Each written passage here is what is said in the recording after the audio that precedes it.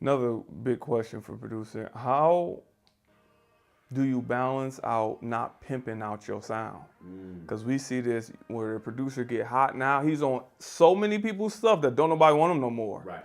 And they just disappear per se because they don't have a. I don't want to diss them and say they don't have enough the ability, but they got that position so quickly that they don't have enough skill to transition into another sound. Right. So, how important do you think it is not to pimp out your sound and be like, okay, now okay. Right. It's hard. You know why it's hard? Because imagine having a smash record, right?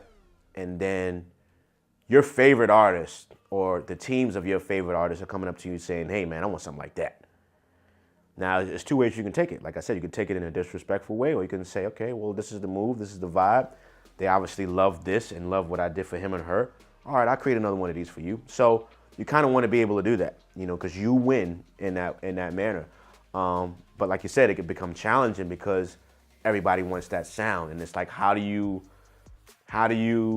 continue to give people that sound, but keep adding a twist to it that'll make people gravitate towards it versus saying, that's not like this last one, or that's not like what you gave him and her. So it's definitely a challenge. And just to defend some of those producers, a lot of them, have other styles and other sounds. You know what I'm saying? And it's able to test the waters. But most times, if you have a smash and it sounds like that, people are coming up to you saying, I want that. So now it's a choice. It's a choice whether you say, do I go get this bag and have the next potential hit, or do I stay true to myself and be like, nah, I already gave that to so-and-so, here's what I have for you. And then there's the other area of you being as powerful as you are as a creative person to have the power to say, nah, I want you to have this. And that particular artist will take it based off of it being one, hot, and two, you being, respect the record producer. So there's different ways to kind of like, approach it, man. But listen, if somebody come to me and say, hey, I want this like you did this record, all right, cool. Because how long does it take? How long does it take you to really create another one of those? Add a few different sounds to it, change the bass line, and you got another record. Yeah, I love the way you answer these questions. I think the people that listen is going to learn a lot prospectively. I only got a few more questions. Knowing everything that you do, the big question is, why inspire? Why?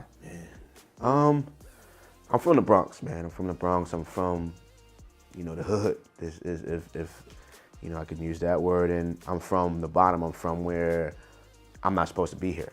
I'm from, I'm not supposed to make it to 20. Definitely not be successful in the music business, in the music industry, and be somewhat of a celebrity to where I'm from, So it's like, if I can do it, I want to kind of show those that come from where I'm from in the same type of situation and just push them to do what I did, and go a lot further. I feel like we all have dreams. I feel like each and every one of us, we dream every single night. What that dream is on you. You might be thinking about shorty that you seen walking in the supermarket. You might think about that whip, that so-and-so drive, or that jewelry, or you might be saying, I've always wanted to be a producer. I've always wanted to be a musician. I've always wanted to be a public speaker. I've always wanted to be a doctor. I've always wanted to be a lawyer. It's not just about music. It's bigger than music. It's just whatever you dream each and every single night, I feel like there's a reason you do that. It's not for it to be just a thought in your head. It starts with an idea. It starts with a thought in your head and inside of you as a person. And I feel like it's God-given. And I feel like it's up to you to say, you know what, I want to take this from being a thought to being my reality. And it's just about what steps you take to do that. What are you willing to do to get to that point? Whereas it's no longer a dream, but it's your reality. So that was, my way of thinking, and from the teaching and inspiring on a teaching level. It's like nobody showed me the business. Nobody taught me the business. I picked up the book, everything you need to know about the music industry, studied that in and out, and taught myself how to really, deal with paperwork and contracts and the do's and the don'ts. And it's like, okay, been through a lot of stuff, man. And so why look at the future and say, you know what? Instead of letting you, go through what I want to do, I'm going to show you how to not do that. I'm going to say, no, don't do this. I see you doing that. No, don't do that. I'm not going to let you fall. I'm not going to let you fail. What kind of man would I be to sit back and watch you hurt yourself and do harm to yourself on a business level and be hurt, when I can just say, hey, don't do that, do this, or try that. So that's just kind of like where I'm at. And I feel like I'm in the position I'm in for a reason. it's hard to get here. It's hard to stay here and maintain, you know, where I'm at. And I feel like I'm blessed, and I just want to be a blessing back to others. That's powerful. 2 more questions. One is, if you had the ability to go back in time and have a conversation with young 16-year-old, 15-year-old Amadeus, what do you believe you would tell yourself?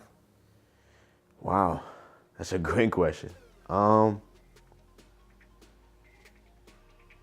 Man, my honest answer to that, I don't know, man.